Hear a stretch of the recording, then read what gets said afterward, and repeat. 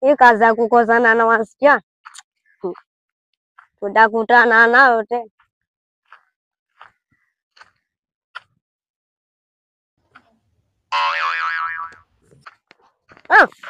Kidogo. Semaje mzee? Jana. Pali wapi naweza kupata mganga? Na mganga hapo nyuma hapo anaitwa Mganga Ngolo hapo. Nenda hivi moja kwa moja ukoni hapo uende. Anaitwa mganga nani? Anaitwa Mganga Ngolo hapo. Wewe mzee mshirikina nini? Oh. Unaweza kuangalia nyuma. Mganga. Kalala.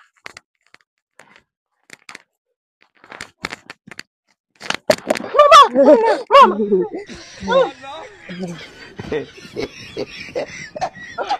Ni vipi hivi sana mganga? Nalala kwa kilingi. Niko mbali sana. Karibu. Karibu mzee. Nimeshakaribia. Una shida gani? Sasa mganga. Sema una shida gani? Mganga.